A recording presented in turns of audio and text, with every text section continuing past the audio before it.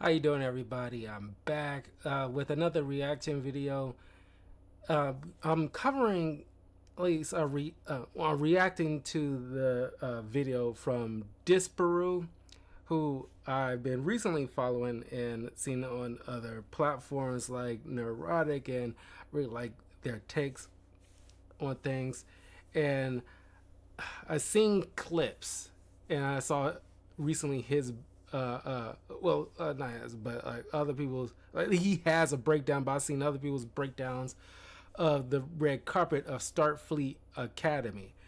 Now, I'm not the biggest Star Trek fan. I'm a casual fan. As a little kid, I watched like some reruns of the OG, and when I got a little older, I watched a little bit, like, well, not a little bit, definitely a good,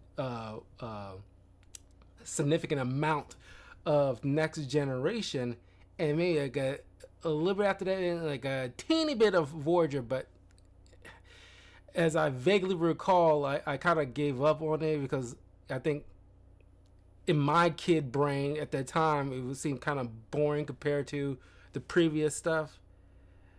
But in recent years, at that point, I kind of fell off of Star Trek altogether. But in recent years, I, come to understand it because I, follow along the pop culture stuff here and there and streaming services and all this other stuff. And Star Trek has been on like a pitfall of a downward spiral. With like Picard wasn't hitting, Lower Decks wasn't definitely hitting. A lot of stuff with Star Trek has not been hitting in quite some time. And honestly, I argue, and this is my opinion, I argue the last good Star Trek film that I've seen was the one with Chris Pine, I think it was, in the first film, when they kind of soft rebooted the entire thing in that first movie with the J.J. Abrams lens flare. That's when it was kind of like been inundated for a while. I think that was the last good Star Trek I've witnessed. And it's been many years since then. But it's only been terrible since. And now, with all the woke stuff, and because I've seen the posters of Starfleet Academy, and I never watched it, but I was familiar with it. It looks very 91210 kind of thing. It just gives that vibe when the poster of the entire thing is like, this, what is this? This is not Star Trek. And this is coming from a casual fan. And I can't imagine how hardcore fans are reacting to this. It's like, what the hell is this? It's like it seems more like a parody of Star Trek. Like they're mocking it. But I want to react to this video, and I'm gonna pause and play here and there to give my 2 cents and get ready for some cringe stuff. But like this video and leave a comment below. Let me know what you guys think of Starfleet Academy. Are you gonna watch it, or are you gonna just hate watch it, or are you excited? I'm curious to know. But let's see what Disparu's take is on this red carpet affair. To fans. I am excited for the fans to dissect absolutely everything that they hate. Starfleet Academy had a red carpet premiere, which had everything from bad fashion sense. On Melrose, that's the hat. This is Vitaly, all this. Disastrous interviews. Jaden, the Klingon who loves bird watching more than battle. Klingons are diverse people. And a way for Paramount to hyperfilter reviewers so that they could give very positive reviews. Reviews such as Starfleet Academy really isn't your parents' Star Trek, and Starfleet Academy boldly goes where many teen dramas have gone before, with that picture. Honestly, if I wanted to write a positive review while scaring off entire fan bases, those are the kind of headlines I'd write. But the reviews are for another video. This is for the bizarre and hilarious red carpet. The thing that I watched expecting there to be not much to it. it, and ended up with an hour-long live stream that not only had the presenter talking about how pissed she was before. Yes, my blood alcohol content is back to normal. Okay, well, I missed that. I missed that portion. Yeah. No wonder you prefer a pissed. At this event, I'd want to be drinking as well. Fashion show. Just like the writers. I want to drink 3 martinis, and I want to not remember my middle name. And you can't help but think that they're either been warned or they're very self-aware about what they've created. I mean, the reviews are very self-aware that this isn't Star Trek. So I imagine the crew is, which might explain why some of the cast started begging. So what do you want them to know about your character? Patience. Just give him a second, please. But I feel to get the true impact of what this stream was, we need to go right back to the start of it. Right back to the first girl's person. supposed to play some kind of AI hologram thing. I don't know. And I only just recently found this out because you know how like if you know anything about Star Trek, you know the whole like panel where they do the well, they don't technically call it beam me up Scotty kind of thing. It's just where you teleport to another location from the ship. Now it's just like a regular door, like it's freaking Doctor Who, and it's like, oh God, like it doesn't make any sense. Like, how would this door know where you're going? That's what the whole point of the whole ship is, because you can key in a specific location to beam down the people that are going to a particular location. And on the screen when the stream started. And it was this mess. I mean, okay, it doesn't start too bad. He's a bit flamboyant. He's got earrings and a bright blue space thing on. But what the hell? Why is he wearing a dress? Stop. This is the that right there. See, look. Hold on. Blue space thing on. But what the? That right there, that is what people are talking about out there. You know, like the major problem with Hollywood, where you know girls out there like, where are the strong men at? White men are so sassy nowadays because you allowed, mostly women, allowing certain man thinking it's cool or trendy or you're stepping into like your vulnerability. Like no, you're a man, okay? You go on this red carpet affair, painting nails, and unless you're gay, it's a whole nother thing. But even gay dudes are not going to sit there and be this doggone flamboyant. They're going to have like a respectable suit. Might be brightly colored, but it's still going to be a respectable suit. You're going out there like it's freaking Halloween. And don't get me started on the freaking Met Gala, but that's a whole different thing. But this is what why certain girls think like guys are just sassy or anything like that, because they, you know, witness this crap. This should not be allowed. There should be a level of a dress code. It doesn't matter if you're gay. Dress in a respectable suit. This is what, like, you know, one of the reasons, not the main reasons, but one of the reasons why it's like so hard out there for like, you know, young men to look up to anybody. Because red carpets like this, back when I was growing up, we had like Sylvester Stallone, Wesley Snipes, Danny Glover, Bruce Willis, you know, like men dressed in respectable outerwear. Don't give me this like, oh, times change, guys are, you know, be able to, you know, we don't need to feel our vulnerability, and it's not attractive. You know, even like this, there was gay dudes growing up in the 90s and still dress respectably, outside of Dennis Rodman, maybe. Oh my God, this is like, stop it. Why is he wearing a dress? Starters, you mean to go on, I guess. Now, the presenter did quite a good job if you're after bubbly energy. The questions were crap, but she read him off a card. That's not her fault. And I very quickly realised why she got the job. Hello, friends, family, and fans at home. My name is... Yeah, she got a very bouncy personality. First time it happened, I was like, I don't know whether that was deliberate. I became more certain about it as the night wore on. Well, stick around. I'll see you soon. Mwah. Phil. In fact, the main problem she had throughout the night was, should we say, self-obsession. This is a problem across Hollywood. There's a chip on their shoulder. And I get the feeling if you know why you've got the job, that becomes really important. And so you just keep banging on about it everywhere like nobody can realize. And embrace that black boy joy. Embrace it. David said, I get to say, we have a lot of black Star Trek iconery happening right here. It comes up multiple times across the night. Very exciting. We have George in the middle of this Trek Oreo. To the point where some of the stuff I'm like, if I said that, it'd be a hate crime. Very exciting. It's very exciting. Personally, I pity the guy in the middle. He didn't know what to say. He tries to deny it at first. Very exciting. And then even one of the girls that joined in with it seemed shocked at what had happened. So yeah, while I enjoyed it presenting in the large, maybe shut up about the identity group stuff, eh? Is private student loan debt wrecking your life? You really need to talk to Why Refi. Why Refi? Speaking of really awful questions. Yeah, God. We got to we need to put a cap on this kind of stuff, like, oh, first female this, first person of color that.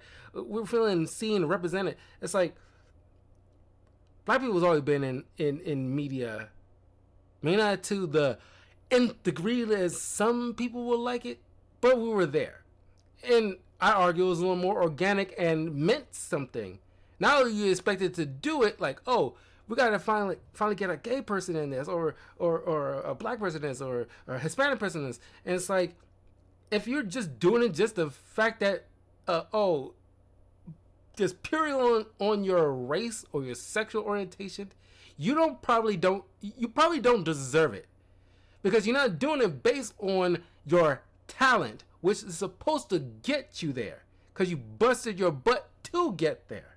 Now you're just handing them like jobs out like willy-nilly because, oh, you're a black female, like, here, have this doctorate just because you did one little dissertation, and like, no matter how like errors in we need to just get more people in, like you in this, because we want to have some kind of quota. That's the word I was looking for in like a different video that the Q word was escaping me at the time. But anyway, it's just like nauseating. We could just, and you get these people on these interviews on these red carpets, like that gay dude's like, that's the gayest blah blah blah ever saying. Like, you see that guy, run away. Don't give him any airtime. It's kryptonite to actors. But just like ask about the show or the movie. Don't make it a whole half of the event all about a person's gender or sexual orientation or their race. It's not what it's not like the major thing.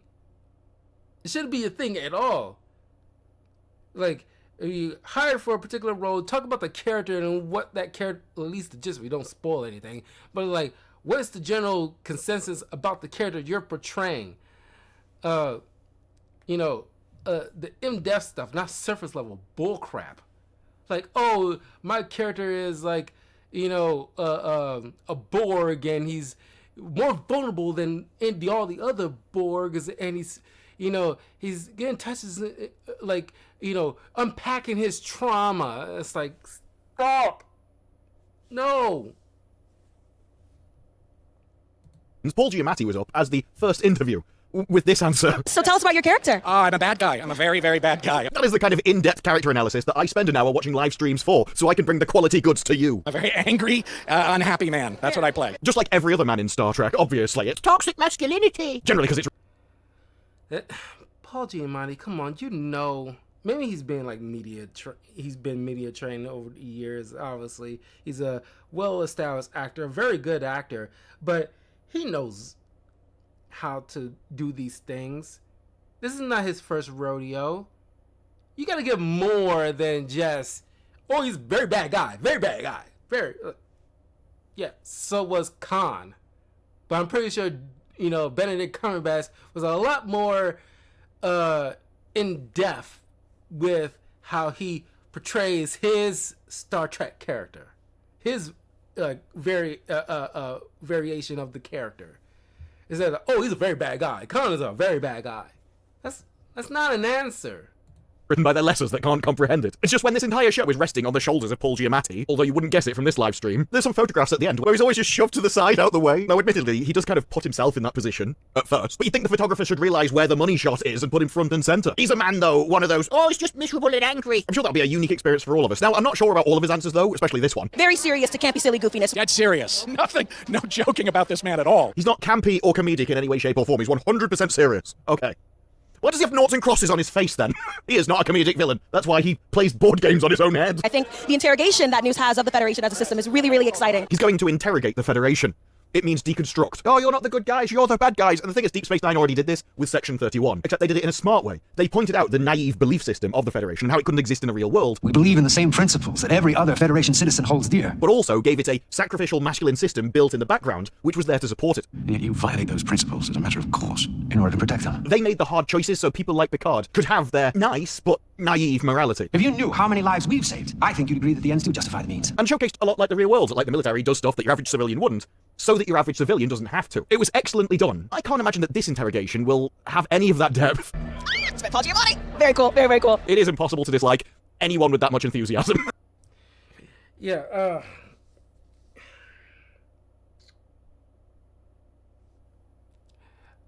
I remember, I don't know if you remember this, but Seth MacFarlane from Family Guy and American Dad, he made a show called The Orville. Pretty good show. The last season, it wasn't hitting as well as I liked it. But for the most part, very great show. And it was pretty much a sort of parody, or I don't want to say parody, like a satire of Star Trek. Clearly, Seth MacFarlane clearly has a respect for the IP. Clearly, obviously, he would have grew up with the OG characters from the OG, like Star Trek and Next Generation. So that's the major thing. I bet you most of the writers here and the showrunner doesn't have that same level of respect for the source material, where you're basically treated like, like you're applying a Riverdale 91210 crap in something like it's a feminized Star Trek, pretty much. It's a feminized Star Trek. And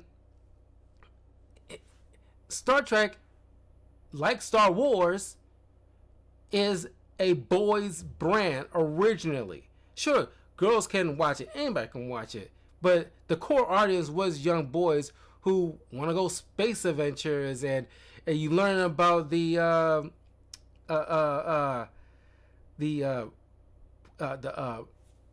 crap, I'm blanking, it's just on the tip of my tongue, but Prime Directive. You learn about the Prime Directive and not going to a particular planet and push your, it's kind of ironic given the circumstances in society right now, you don't push your ideology onto a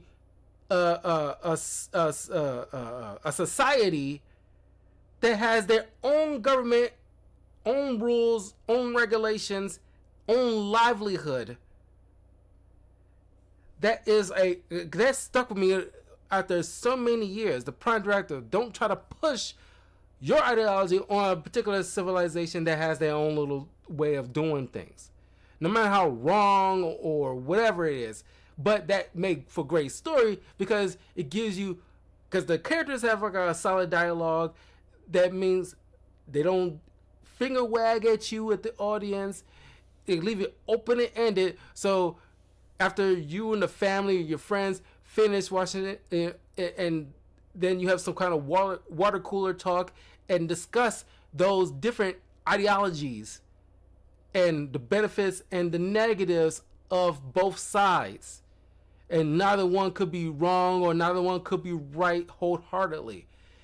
Seth MacFarlane understood that. As a matter of fact, he had, going back to the gay characters, I was speaking in a different video earlier about pushing, like, LGBTQ characters into everything known to freaking man.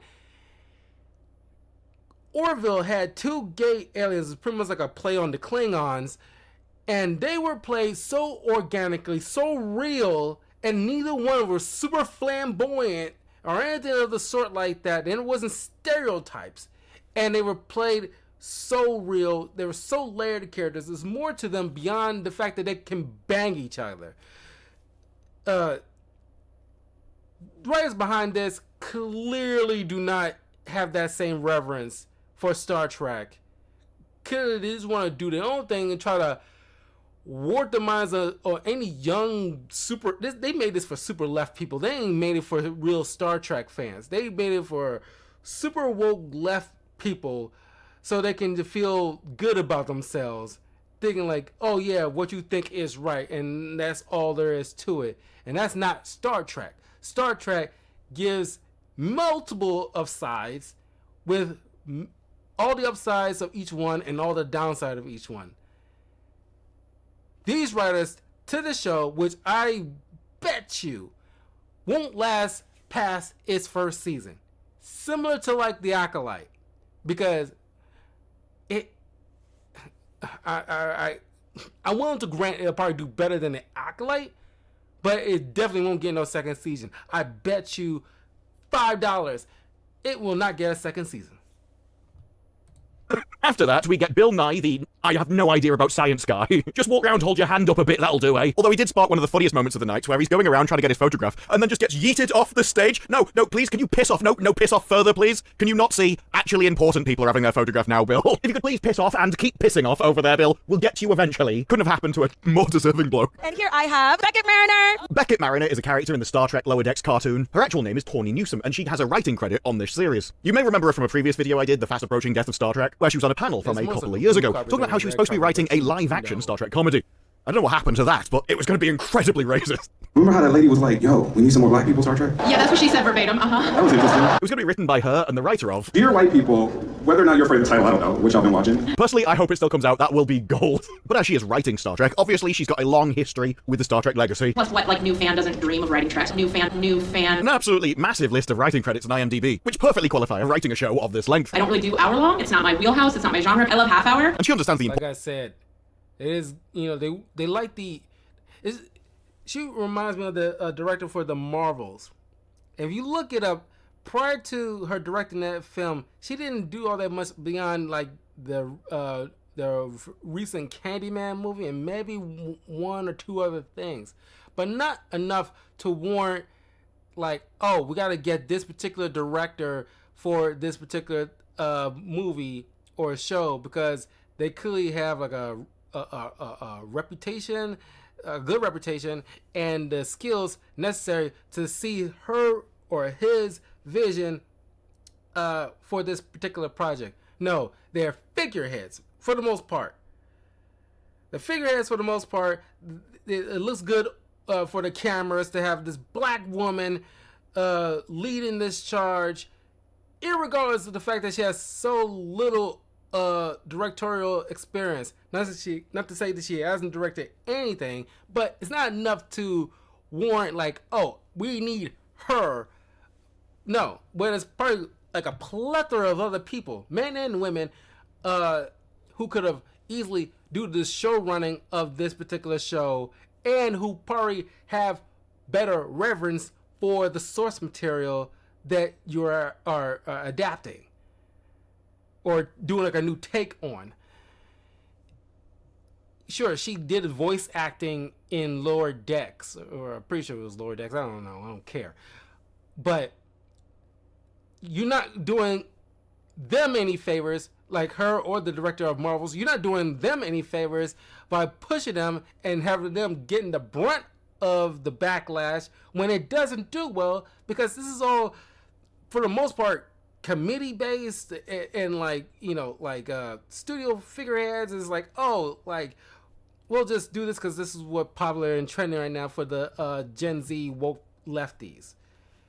Pretty sure it's not like describing them as that, but it's pretty much what they're probably referring to. Importance of the Star Trek IP, so she's not going to make this all about her. I just feel like I've never been more ready to put my stamp on this universe, and that's what we're gonna do. That's what me and Justin are gonna do together.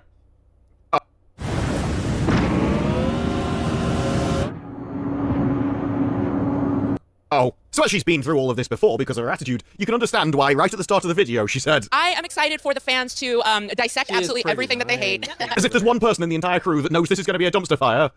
I can understand why it'd be her. And we know y'all are going to do it, and you're allowed to do it because that is your right as fans. All right, shows Because, you know, it kind of, it's kind of a shame when you meet like a hot woman like this, but she got like a mindset of some kind of brainwash. Like, look, I grew up as a Democrat, more moderate nowadays, but I grew up as a Democrat. There's some things that, there are a few things that in the Democrat stuff that I do still rock with. There are some stuff in the Republican stuff that, like, I rock with.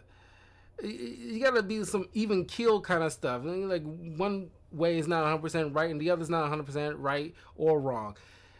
But she seems like she drunk that left Kool-Aid like it was Kool-Aid. And it's just like, oh God, it's just a turnoff at a point. It's like, oh God, it's like, oh God. Ugh. Well, hit, and that's a good thing for me. Thanks for giving me permission to comment Not on your work, by the way. reasonable, I'm sure the fans will thinking. appreciate that. It's their right to have an opinion about their own entertainment. That's really classy. They will do that. Because it is a Star Trek rite of passage. I love the idea that it's a right of... The nose piercings, the nose rings, golly. And that's another thing. I said this before. I'm not sure if it was on my TikTok or on like YouTube, but the nose piercing. Guys don't get many if ever. It's very little to turn off a guy. You have to actually go out your way to turn off a guy's attraction to a female. But those nose piercings, you can just tell a lot about a girl by the sheer fact that she has like a nose piercing. Not all the time. There's very rare occasions where you come across a sensible woman that just happen to have like a nose piercing. But the vast majority of them, when they have nose piercings, roll their dice. Best bet that she has some weird ideology and probably super left, and you know, it's just like and like, you know, will tone police you and lecture you and just like give you such a hard time because you don't believe in a particular thing and her way of thinking, and if you disagree, you're the enemy. Those type of people. And they're usually the ones, especially if they're females, be the ones with the nose rings.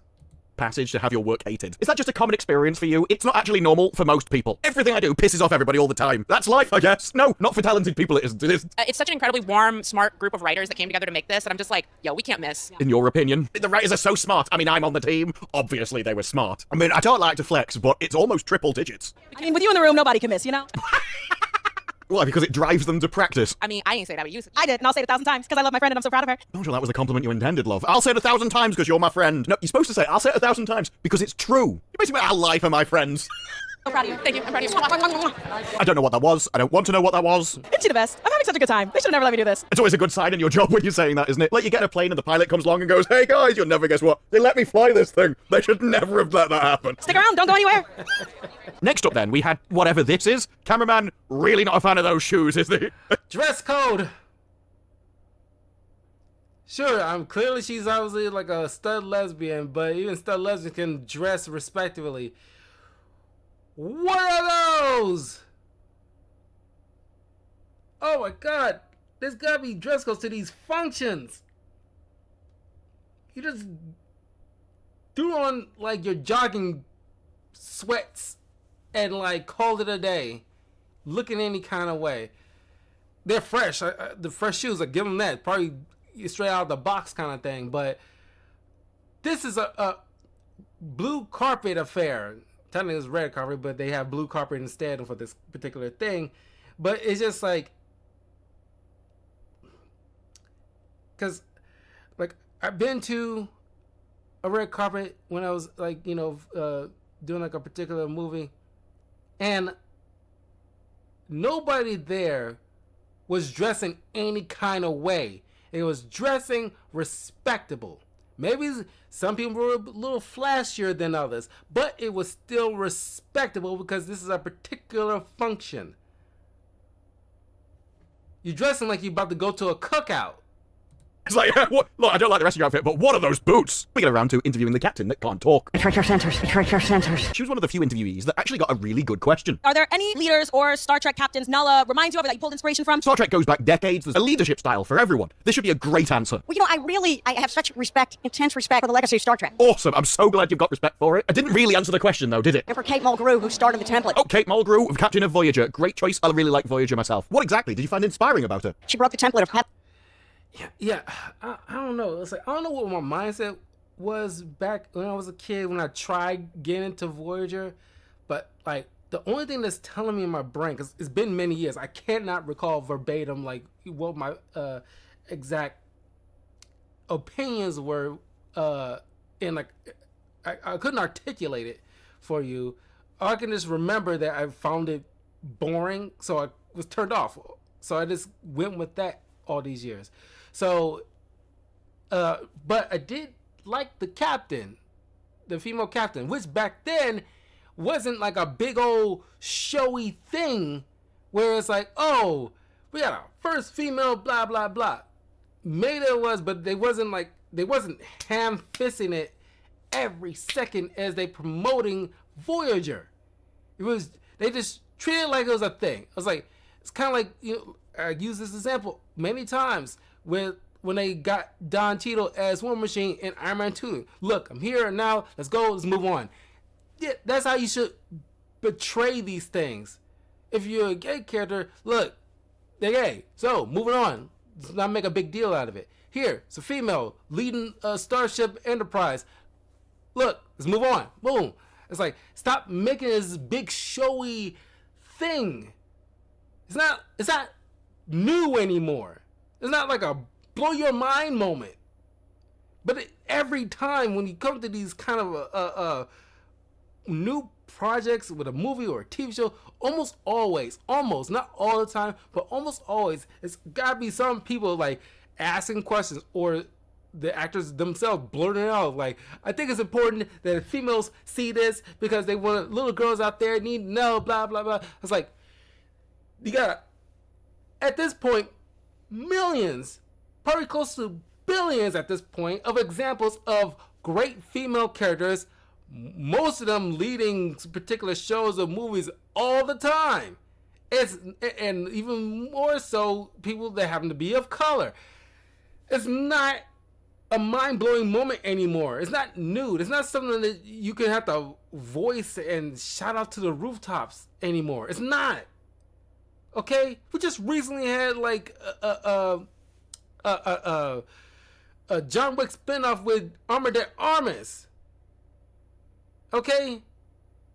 From what I hear, it's actually a pretty good film. But it's not like a big deal. She didn't need to go on the red carpet. It's like, I think it's time like a first female blah, blah, blah. It's like, no. Like a female Latin woman. Like no.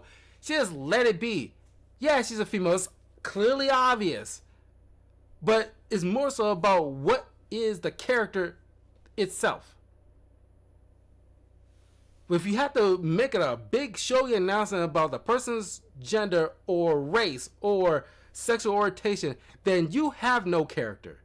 If that is the only thing you're hanging in on, or is the only thing or the first thing you're talking about. Who is this character? A woman be in a leadership role like... Oh, she's got a minge. What can you draw on from all the entirety of Star Trek for your leadership style? Well, I love Kate Mulgrew's fanny. It's amazing. I was really inspired by her lack of dangly bits. This is going to be a deep series, isn't it? I can tell. If I can be a tenth of the quality of her gash, then you're in for an incredible show. Well, I just want to know what's inspiring about it. Is it a particularly intellectual hole? As an actress, I just wanted to have a free-form expression. Next up, they seem to get some kind of leprechaun on the red carpet. I don't know why. Captain Jacqueline Sparrow. I don't have to tell you who this is, but I will anyway. To be fair, she did have to tell me who she was. Star Trek Strange New Worlds. She flies the ship. Now, I've seen a lot of Strange New Worlds. I knew the character when she was mentioned. But in my defense, she looked like this on the show. It's an amazing look. It's simultaneously utterly different and identical. After that, there was actually an attractive person in a feminine outfit. I was amazed that was allowed. It's good. It's yummy. It's gorgeous. You'll have to see it. You're lucky to witness it. I'm happy to be here. I'm trying to be like normal and professional, but I really can't. But then, the worst happened, and this arrived. I don't really know what's going on here. I think he was aiming at Pimp and missed. ended up at Rent Boy. Academy Kahim Diane. What's up, y'all? Hi, honey. I'm gonna have to pull up that guy's name because there's no way I'm saying it like that and spitting all over my monitor. Especially when his name is Karim Dayan. Kahim Diane. You're in an English-speaking country and it shall be pronounced properly. Karim Dayan. Especially when he doesn't know. That sounds like a Klingon word. It sounds like a Klingon word. He's supposed to be playing a Klingon, a gay Klingon, a feminized Klingon, whatever the heck. Definitely not a Klingon, a traditional Klingon. But that name sounds like a definitely Klingon name. They should have just kept that name and went with that. Because it sounds like Karim.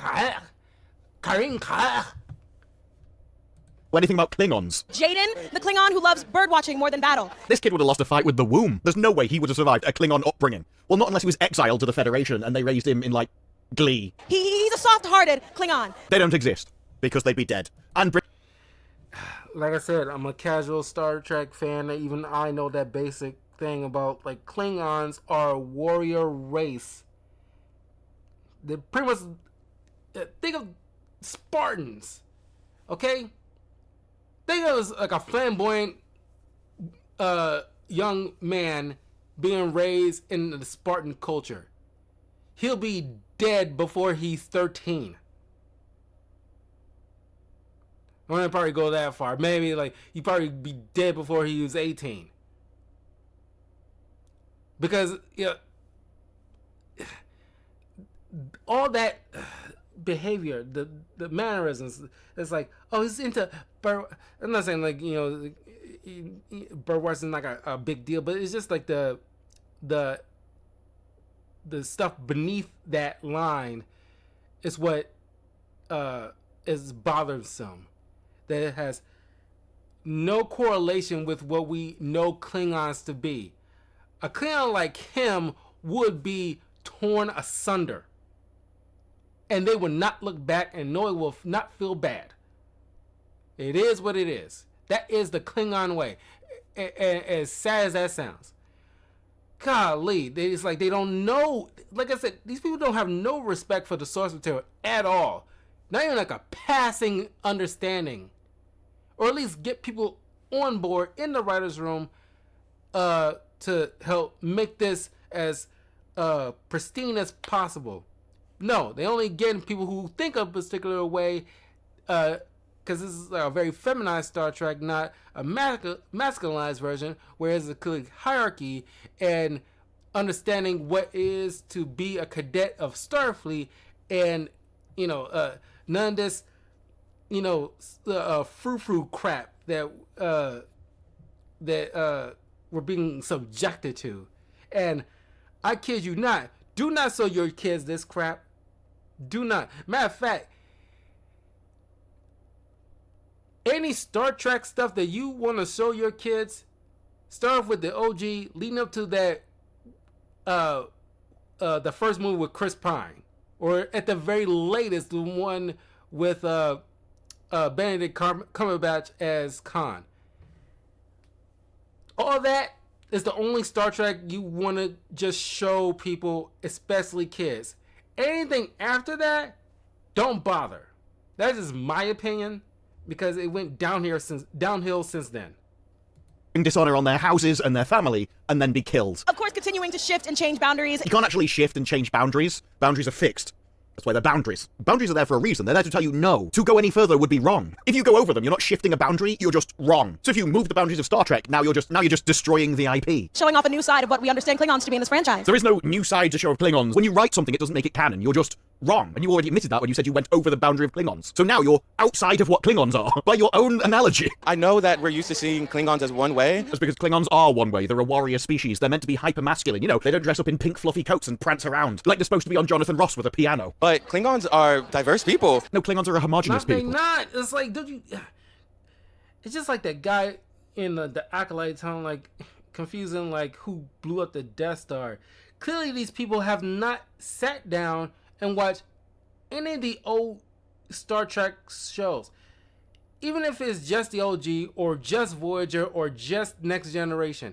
Any one of them. You didn't have to go knee-deep in all of it, but you gotta have some understanding of the source material of what came before but they're not worried about like the traditional stuff because they don't paint a particular narrative. They don't make you feel good when you're watching it because it says certain things that might trigger you, or they, you know, what was allowed back then, they might not look so cool now. It's like, oh, this is not good. Throw the baby out with the bathwater. Let's just make completely new stuff, slap Star Trek on it, and if nobody likes it, we just call them a racist or a homophobe or misogynist and call it a day, because we can't be wrong with our ideology. It has to be them. And it's so lazy that is, you know, disrespectful to Gene Roddenberry and the material he created, which y'all are profiting from.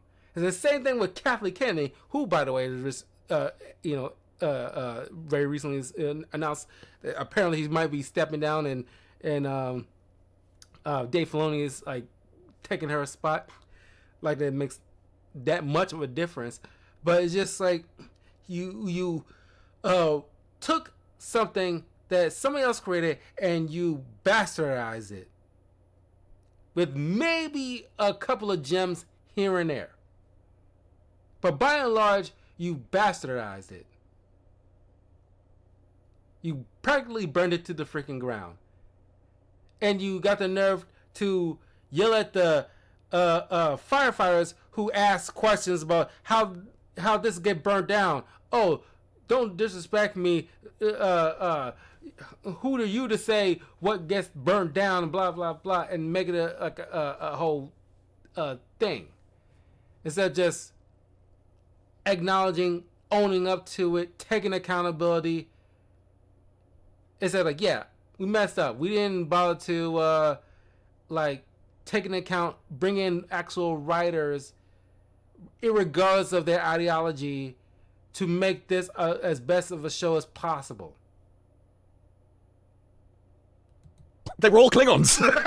Very, very occasionally, the Klingons would invite a foreigner onto their ships. There were episodes about this with Riker. Although they made Riker behave like them. They made Riker do everything that they did. They made him, he had to fight for respect. He had to eat the worms with the rest of them. Because it was their homogeneity that was their strength. Their unified warrior culture that made them strong. In none of the episodes was there some random pataka in a fluffy coat. They've existed as healers, you know, on the show before. Of course they have. They're a warrior species. Are you trying to suggest that it would be strange for a warrior species to have medics who look after people who get injured in battle? I mean, if anything, it's well known that every time we have a war, medical advancement, like, leapfrogs forwards. I don't think it'd be unreasonable to expect the Klingons to have the best medics. They have lots of injured bodies to experiment on. So I'm really excited to get deeper into this side of this culture. What side of the culture? The backside? You're not a side. You're just making one up. There is no side of Klingon culture where they put on tutus and really love musical theatre. What your problem is here is because you're unable to abstract, you can only imagine the world through yourself, and so you assume that Klingons must be you. But they don't have to be you.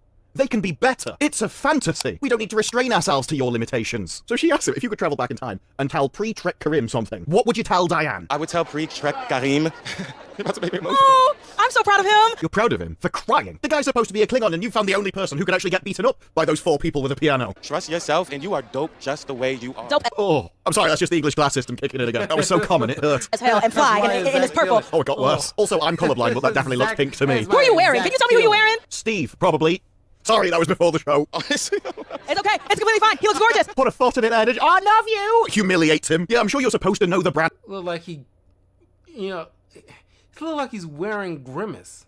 Like he skinned Grimace and wearing him like a fur coat. That you're wearing so you can advertise them on the red. That's why they give you the clothes for free. You're supposed to care about your sponsor, actually. Wait, I'm wearing Akira. Shout out Akira. Yo, Akira got the looks. I mean, I know nothing about them. I'm not calling you a liar. I'm just saying if they did, why didn't they give them to you? I've also just gone on their website and this was the banner advertisement of what you would assume would be their best clothing. So I have my doubts. Jaded, the fine ass Klingon. Seriously, the only thing that could have saved this live stream was a bouncy castle. It's Starfleet Academy. We're celebrating.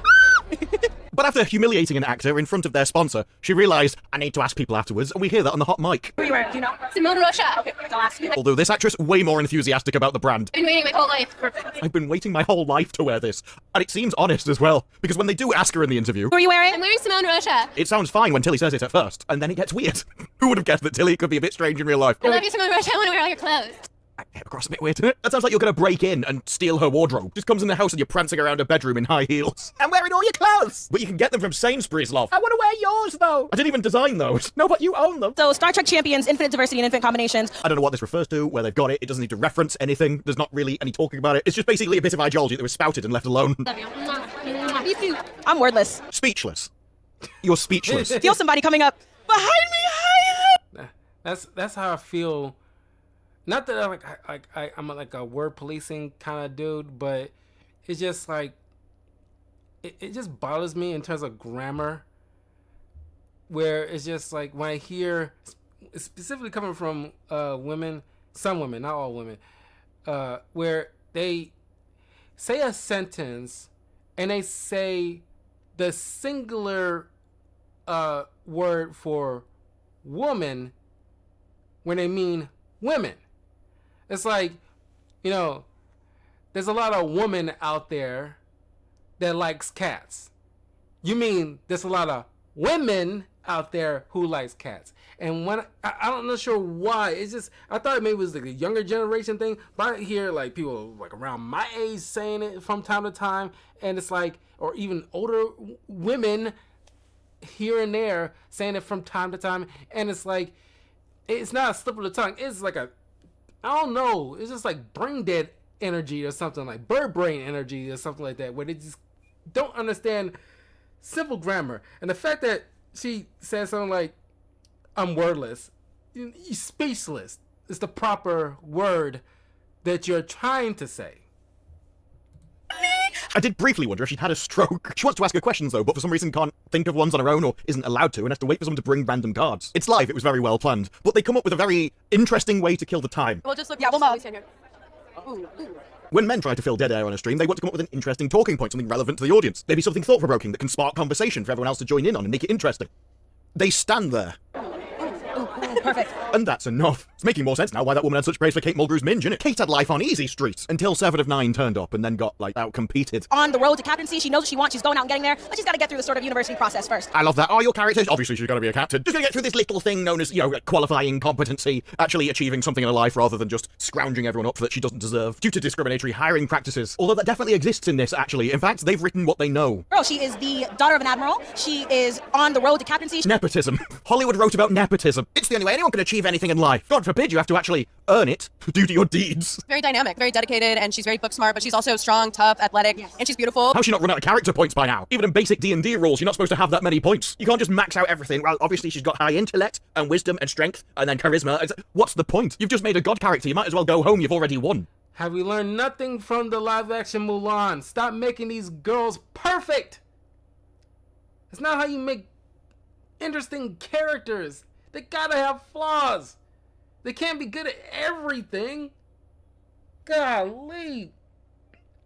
This simple writing structure and storytelling, basic crap. Any middle schooler can learn this. You could have just gone, what's your character? Well, she's an insufferable girl boss, that's what she is. Would have made more sense. She's gorgeous. Just like any other woman. Like, no. Look, I know you're happy to lie to people, but the rest of us have to live in reality. we can be many things at one time. I don't know about that. There's always this myth that women are better at multitasking. I'm not sure. Because if they were so great at multitasking, would it really be every man's dream to have 2 women at the same time? One to cook, one to clean. The thing about Star Trek that is so wonderful is that we see people at the top of their game, the best of the best, the brightest and brilliant minds. That was what was great about Star Trek, but it's clearly gone out the window here, hasn't it? We can tell that from meeting them. And we're seeing a lot of people in their sort of infancy. But you're gonna get none of that here. That was what was great about Star Trek, but here, we got rid of everything that was great about Star Trek. Lifelong Trekkies will get to see a side of the franchise they've never seen before. But why would they want to? I mean, if they're lifelong Trekkies, it means they've seen all of Star Trek, and you're like, no, I'm gonna show you something else. Well, at that point, you're showing them... They're killing tradition. Little by little. I know it's not hip to have like traditional stuff because it's not like very pleasant for how you want to do your thing here and there in a modern sense. But there's got to be some respect to what came before. There's a tradition that we have Christmas trees in our house. It's a tradition that we give the woman away at the wedding to the groom. There are certain things that we do that honors what came before. Is sacred. It's a sanctity to it. But people like this are root it all for the sake of progressiveness. But you can't just do things just for the sake of the fact that it's seemingly progressive. You got to have some level of guardrails and boundaries, because you're trying to make this perfect utopia where it's never going to exist. You got to have some level of baby steps to get to a certain point where we're better than last time, but we still got some ways to go. But we got to be comfortable with it.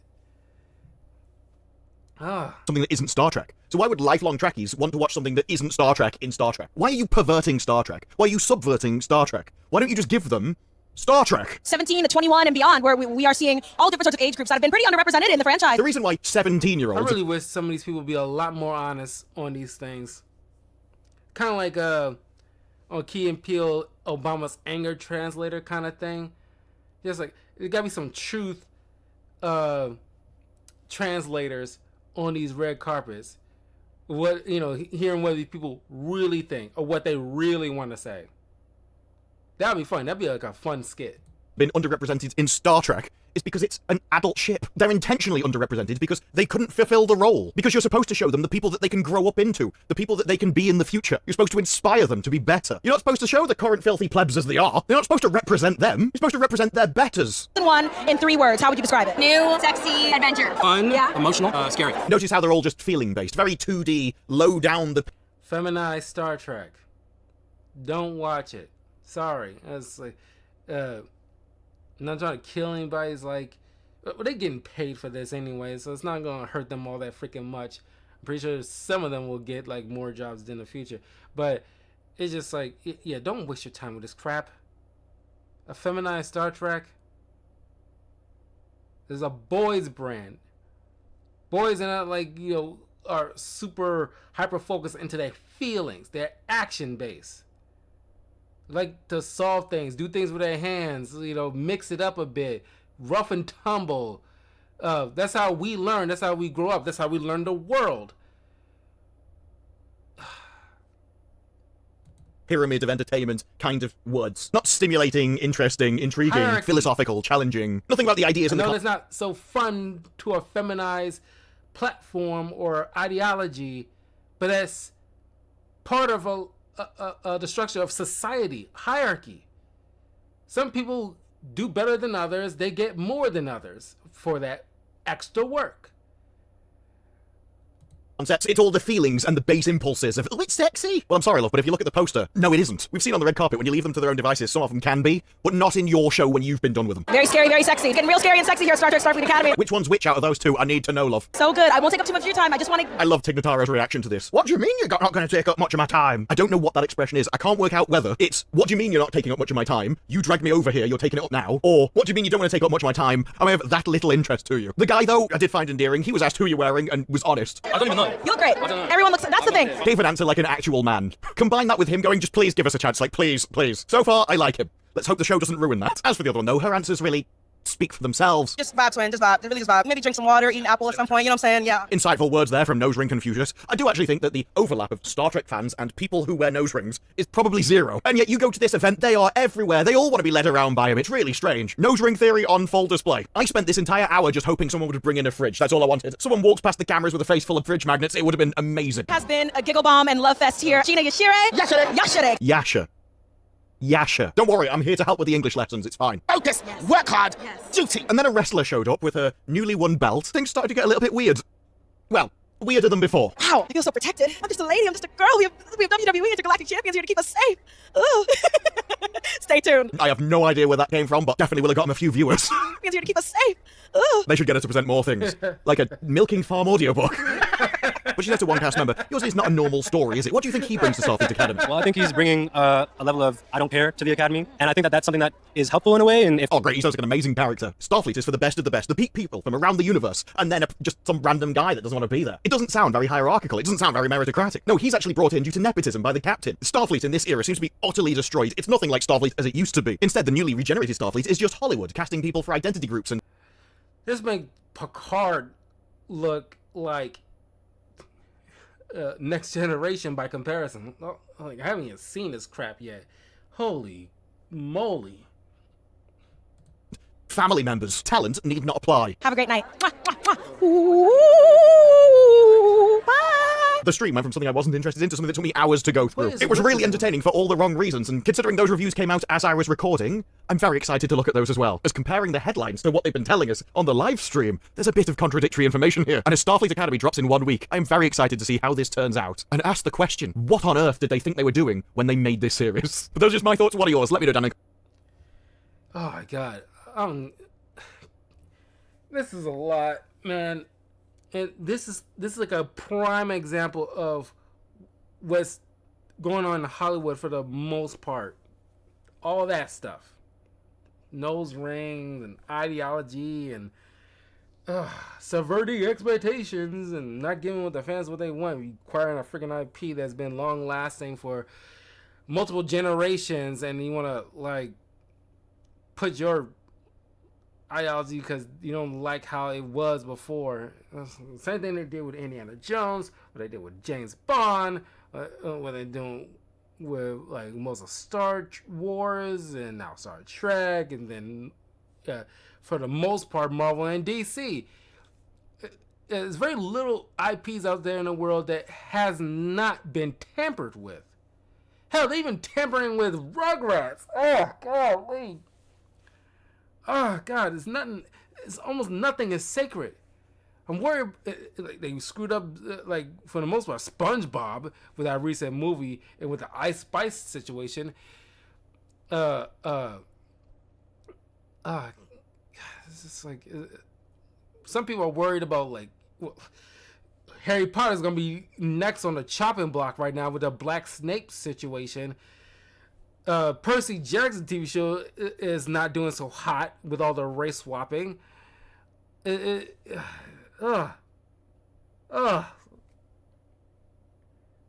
a certain point, I think the only thing we'll have left is probably Back to the Future. That's probably the only thing that hasn't been tampered with just yet. But as soon as the creator dies, because he does not want his stuff remade, but as soon as he dies, like literally, probably at most a year after he passes away, there's going to be talks already in the studios in Hollywood. It's like, how can we, honor the creative like Back to the Future and like do our own spin on it and tamper with it every which way possible. That is like a almost guaranteed that's going to happen. Going completely against his wishes. They're going to let things simmer down a year before they start going to talks about, mucking with it. Kid you not, that's going to be like the mindset. But anyway, I'm curious to know what you guys think about Starfleet Academy, and I will see you guys on the next video.